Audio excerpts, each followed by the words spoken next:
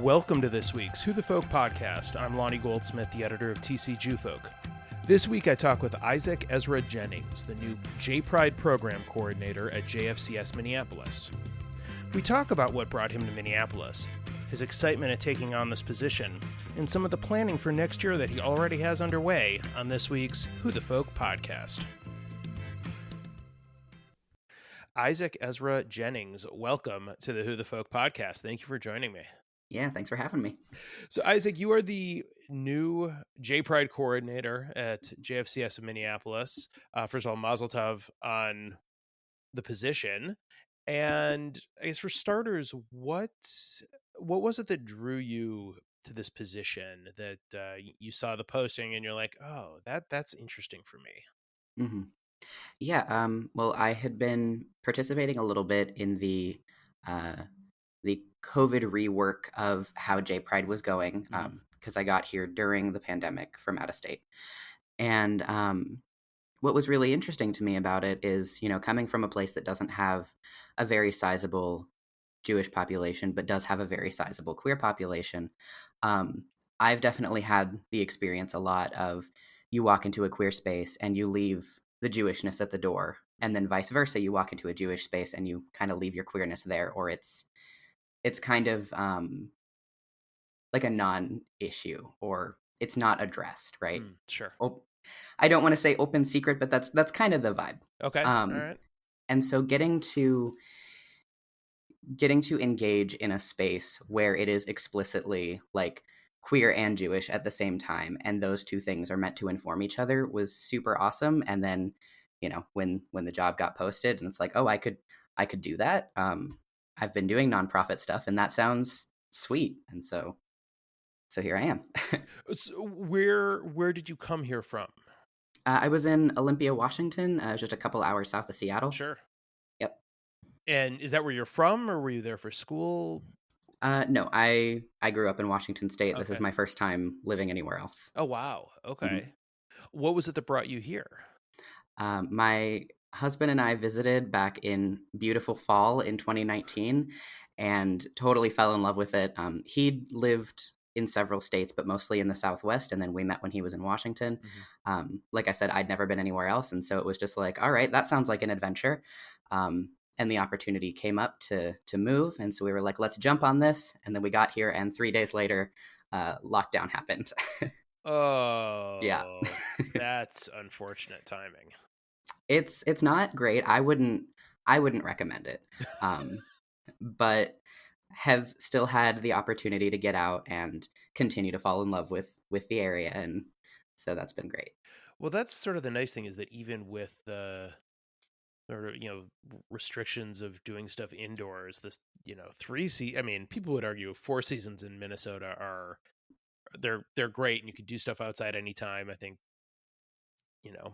winter may be a little more challenging for some, depending on what you're into. Might be a little tougher to get enjoy the outdoors, but at least there are things you can do outside that you can still get a good Minnesota experience with. Yeah, I'm not loving how many people, upon hearing that, I got here last year, have told me like, oh, well, you've only had a mild winter. And I'm like, do not tell me that. Yeah, don't minimize your experience. That's not okay. It's just, it's all right. I'm excited. It's going to be great. I purchased an electric snow shovel. There you go. Yeah. So that's, you're practically Minnesotan now. That's all you need. Yeah, there we are. So the J-Pride position, obviously, you said you went to some of the sort of reworked programming. What was appealing to you about the programming and the people, and sort of some of the things that were happening? Again, even fully acknowledging it was not the best of circumstances over the past 2 years. I think that the biggest thing for me, kind of like I said, was the experience of just getting to engage in a specifically queer Jewish space. This was something that I had tried to create and engage with back home, but there wasn't a lot of opportunity to do so.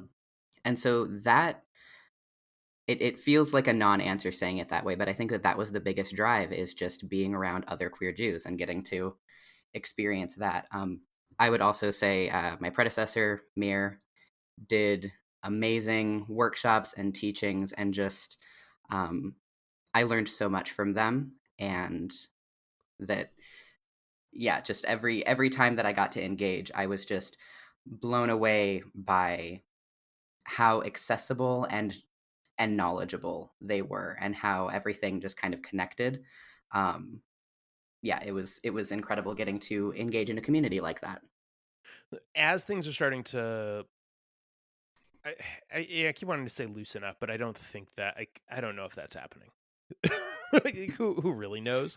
But in Hmm. terms of, looking forward as a programmer, what are some of the things that you're hoping to be able to either restart of, the programs of the past that have worked well, or what kind of ideas do you have for like new initiatives that might take off here? Hmm. Something that a lot of folks who I've talked to are really interested in right now is just getting to engage in a social capacity. Mhm. And it's my understanding that, in recent years, J Pride has been a lot of the more intensive, ritual and learning and text and that kind of thing. I can't speak to how true necessarily that is, because I haven't been around a lot. That's just the sense that I get. Um, and I absolutely want that stuff to continue, and I intend for that stuff to continue. Um, and there's a lot of drive for folks, I think, especially after the pandemic, to just get to exist in communal space with each other. Mhm. And so, um, I'm working on, trying to make sure that we continue to have the more ritual side of things and the learning side of things, but also have the ability for folks to just come and kind of hang out, have, be in community. We're also looking into building out programming that might appeal to more age groups. Mm. Um, and also, uh, my background is largely nonprofit, so I've done a lot of the community partnership building, and so making sure that we're covering more bases. It's my goal to make sure that J Pride is building a lot of bridges and is maintaining a lot of those bridges in the community. So building and maintaining relationships with more synagogues and congregations, more Jewish organizations, and more LGBTQ plus organizations, and really kind of upping that side of things as well. Um, yeah, that's it's all sort of hazy right now, Yeah. but that's the direction. Okay. So, given that, you know, I don't know about you. Obviously, we're talking via computer to let listeners in behind the curtain a little bit. This is not an in-person interview. Started I've started backing away from doing those a bit. Are you doing most of your meetings on Zoom with your, I guess, constituencies that you're trying to work with, and how easy is that for you to try to, as a, new-ish to the community, new in this position, to try to get to meet and talk to people and get a sense of what they're hoping J Pride is for the community? Yeah, so in meeting community partners, probably a good 75% of my meetings are via Zoom. I was having more in person but outdoors. Mm-hmm. But as things are getting colder, that's not going to keep happening. No. Um, so yeah, and I think that it can be a challenge, obviously, especially because I, like everyone else, am so done with Zoom. I've been done with Zoom for like a year. Um, and it's better than nothing. There are good things about it. I'm in a part-time role, and I don't think that I'd be able to have quite so many meetings if I had to drive to each of the spots. So I at least get to pack in meeting people. Maximize your opportunity. Yeah, high efficiency community building. Um, and then in terms of what we're offering for J Pride participants, because that's the thing, everybody's very burnt out with the online thing, and Hmm. so I'm trying to um, trying to be mindful of that, uh, trying to have virtual and as safe as possible in person things, which generally means maybe there will be one or two things a month that are in person. But otherwise, it's virtual, or it's, there's no or. Just yeah. Yeah, that's how it is. Yeah. So what are you, I guess, how quickly are you looking to ramp up, programs, whether new or, new things that you've created or renewed ideas that any one of your, excellent predecessors have done in the past? Yeah, so I tend to be, because my background is in the sort of nonprofit specific world, Mm. and so I tend to be pretty careful about putting too much new stuff on my plate, especially coming into a role like this one where there are a lot of connections, there's a lot of participants, there's a lot of history there, um, and so I would say I'm excited to get to building out programming, and I'm trying to be really mindful about how that happens. At this moment, at time of recording, um, the big focus is building out the strategic plan for 2022, and that's so right now I am looking ahead at the entire next calendar year and trying to figure out, okay, what is feasible, what makes sense, what sounds like people are going to like it, uh, and basically I'm going to build out as much as I can. um, that's that's where I'm at. I'm being practical about it, optimistic but practical. So how, I guess, how do you do that as a programmer, not knowing, I mean, there's so much uncertainty Hmm. in terms of going into 2022, what it's going to look like, who's like, what kind of programming can we do in person? When can we all start being back inside together? But there's so much up in the air. Is that daunting, or are you finding a way to stay optimistic around that? Hmm. I think I'm mostly optimistic, and mostly it's because of how I plan things. I tend to have most details kind of sketched out, and I'm very proactive with my planning. I just ordered a full year, laminated, so you can write on it with wet erase Oh, markers. nice. Calendar yesterday. Um, I like to give myself a lot of buffer before I have to make those kinds of decisions. Um, and so I'm more daunted by um, the idea of just trying to make sure that I plan programming that people like and that speaks to them, rather than figuring out the COVID stuff. The COVID stuff is going to be what it is. Right. But the programming itself needs to be good either way, and that's my focus, I guess. When you were a I don't want to say just a user, but when you were Mm. a user of JPride programming, as opposed to being on the other side now of putting on the JPride programming, what were the type of things you wanted to see? Hmm. I really want to have a good answer to that. And because of the position that I was at, having moved here when things were locked down, I I didn't really care if it was an offering and it was the ability to come together with people. That was, even just virtually, that was the big thing for me. That was my big draw. Um, that said, I do have an appreciation for. I love queer tech study. I really do. Um, I think that it's just the bee's knees. Um, and so that sort of thing is great. I really enjoy hands-on workshop opportunities, and so getting to participate in there was a DIY like Havdalah kit workshop that was done virtually, where um, a bunch of different people came on and led different parts of building your own sort of at-home Havdalah kit while teaching about those aspects. That was the coolest Oh, thing. that's so cool. And so I think that looking ahead at the likelihood that at least through the winter, things are going to need to remain virtual, having the hands-on component to a virtual experience just really uplifted that. And so that's something that I liked and that I'm going to keep doing. And also, as happens to me all the time, I didn't think about it until just now, so I'm going to write myself a note.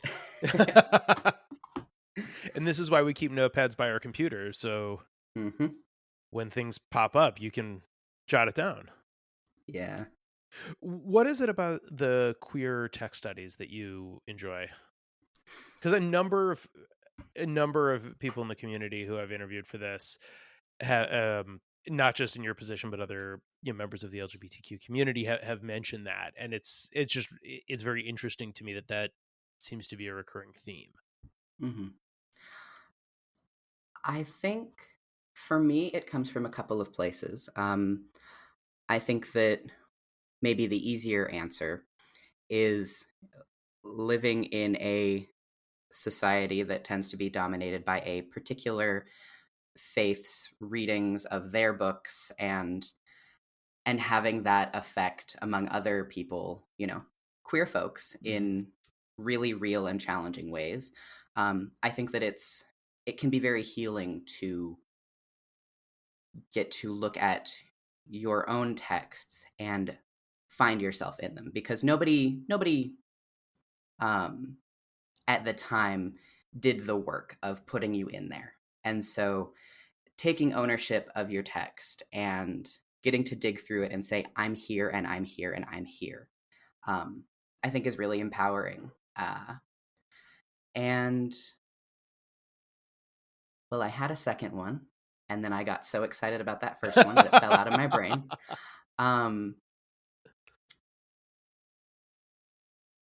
This isn't it, but I think it's fun. I think it's an enjoyable way to engage with something that has a lot of history, and that, for better or worse, like, that history can be and has been fraught for a lot of people. And yeah, so I think that getting to dig in, whether you are looking for that personal representation or whether you are just in a space where you know that, hey, we're about to dig into some stuff, it's going to kick up some feelings, but we're in a space where it's okay to call that out and say what it is. Oh, I remembered the other thing. I love the active participation in text study in general. And this is kind of overlapping with what I just said, but I like this version better. I love the active participation of getting to study a text and talking about it with folks. And I think that, just like anything, if you're in a group where you're in your community, like, everything is more fun and more enriching that way. And I think that extends to text study. I don't know if that makes sense. I just No, it totally does. It totally does. Well, Isaac, very excited to see what you have coming up as you settle into this role. But before I let you go, I have two questions. Two questions for you. Mm-hmm. What is your favorite Jewish holiday? Oh, it's brain. Stop that. Sorry. Okay, so so my brain kicked up the wrong answer immediately, because my husband has a great appreciation for Little Purim, when we have our leap month. Okay. Because he feels like it doesn't get enough attention. And that was the first thing that came to mind. So sorry about that. No, my favorite is Sukkot. I love it. It also, my birthday almost always, in most years, my birthday falls during Sukkot. Okay. And so that's extra fun, but it's my favorite. Yeah. Okay. This year, Sukkot probably a little early for your birthday? I think so, yeah. Yeah. And what is your favorite Jewish food? Oh, goodness. I'm going to go thematic and say that, like, it's really hard to mess up a latke, I think. You'd be surprised. Oh. All right. Well, listen, I have a challenging time. that can be your answer. I'm just telling you, there are latkes out there that have been messed up. Okay, well, no, that's unkind. I'm not going to. I'm just going to say that my favorite is probably latkes. It's pretty straightforward. I think it's a classic for a reason. All right, Apple. I got to ask the logical follow-up. Oh, yeah. Applesauce or sour cream? Mm, yeah, it's applesauce. It is. Okay. Yeah. All right, fair enough. Well, Isaac Ezra Jennings, thank you so much for joining me. It was great to get to talk to you, and best of luck as you continue to settle in, not just at J Pride as the J Pride coordinator at JFCS, but also to the Twin Cities Jewish community. Yeah, thank you. The Who the Folk podcast is part of the Jew Folk Podcast Network, a product of Jew Folk Inc. Please subscribe, rate, and review the show wherever you get your podcasts. If you have suggestions for other podcast guests, please email them to me at editor@tcjewfolk.com. For our other shows, check out tcjewfolk.com/podcast.